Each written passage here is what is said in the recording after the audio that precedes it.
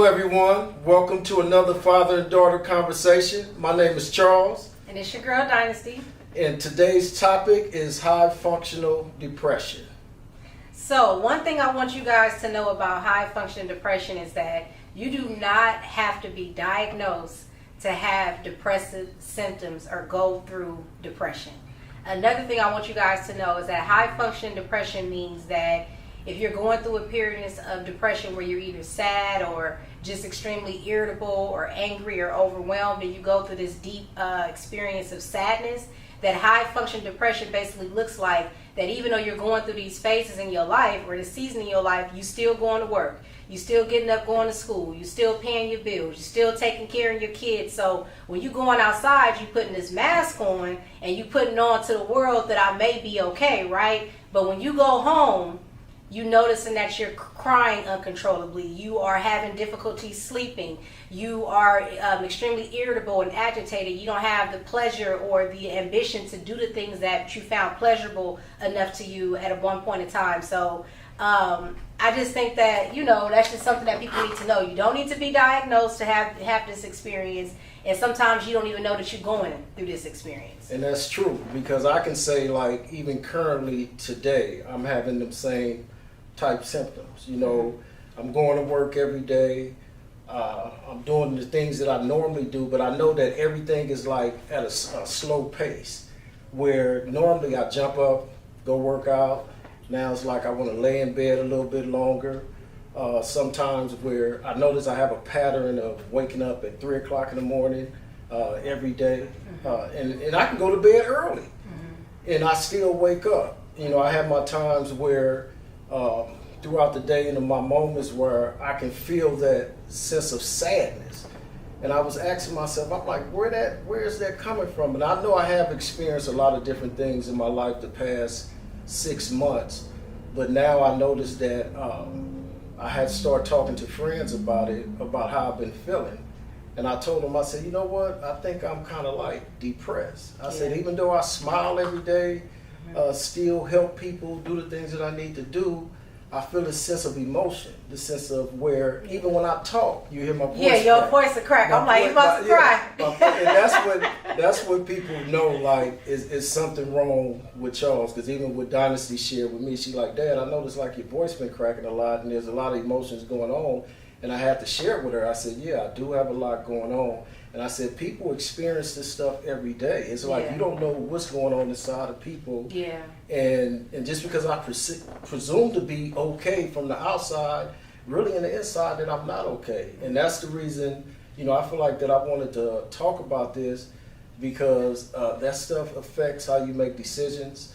It affects your confidence level. Yeah. And then it kills any inspiration inside of you, and it's like you're just doing things as a routine. But the biggest thing is like, how do I take care of that?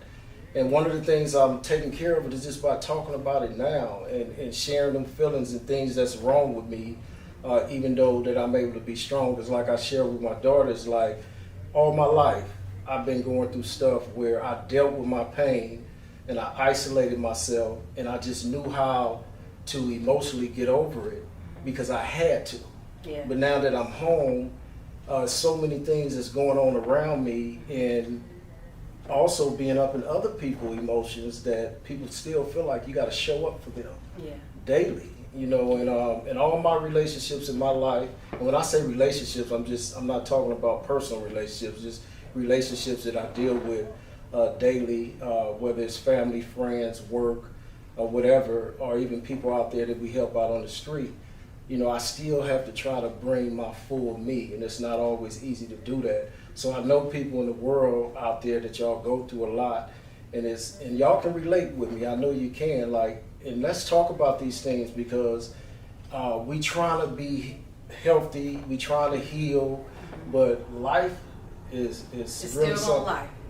Life gonna still be lifing. Yeah. And I think just to add to that is, for some folks who may not know, when you come from urban communities, that means Hispanics and Blacks, or probably other cultures, but I can't speak for the other cultures. I can only speak for the cultures that I'm aware of or people that I know.